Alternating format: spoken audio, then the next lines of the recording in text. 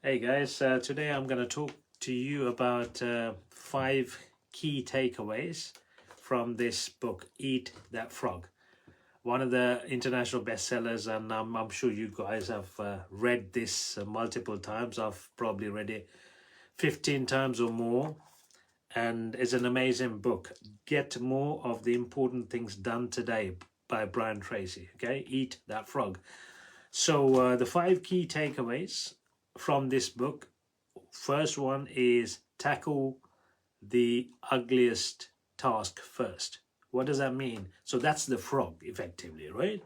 So most of us, we have a lot of things on our plate. Oh, I have 10, 12, 15, 20. You need to look at my list, right?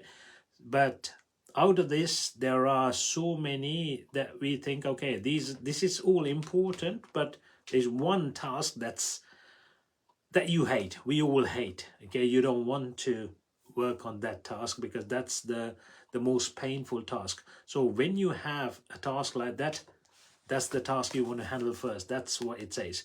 First, handle the ugliest task, which is the frog. So if you have to eat a frog every single day, what would you do? You're not going to keep looking at it. You're going to just get on with it, just get it done with. So that's what you want to do. If you have a task that's waiting and that's just annoying, that's painful, just get that done, because that's probably the most important task you have. So get it done with, so you are motivated to do the rest of the tasks. So that's number one.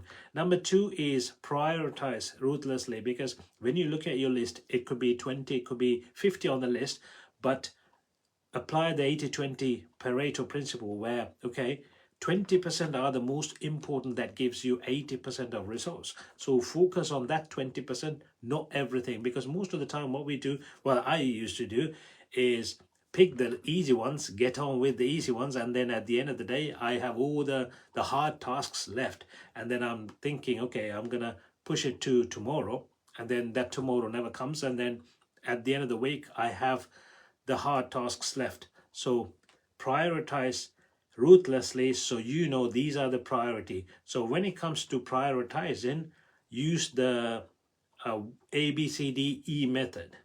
So that's A are the must do's, you have to do them. So put the letter A. Oh, these are must do's. So I have 5 A's, uh, 4 B's, say for example. These are should do's. You don't have to do them, but you have to make sure you do the A's first before you move on to a B task. Then the C tasks are nice to do. You don't need to do them. So you're not going to do any of the C tasks until you finish the A tasks and the B tasks. The D tasks are the ones that you can delegate to someone else, and the E tasks are the ones that you should eliminate totally. You shouldn't be spending any time on E tasks. You should eliminate them. So because they don't bring any value to your business or for your life. So A tasks, maybe you have 5. Out of the 5, put 1, 2, 3, 4, 5, and A1 should be done before you do move on to A2. So that's the ABCDE method.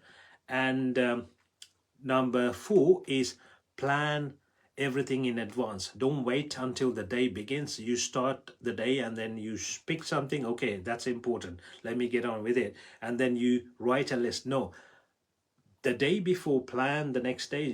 When you're awake, you are ready to take on the tasks, and you know what is there to be done, and you know the A task, you know the A1 task, so you get on with it. So you have a plan, because clarity equals to power. If you don't have clarity, then you're like, oh, what's next, let me pick something and get on with it. No, not the right way. But if you have clarity, if you know what you're doing, if you know exactly what needs to be done, it becomes so much easier, and you have a purpose. You know how the day runs, and you are controlling the day that way. And finally, build momentum with consistent actions.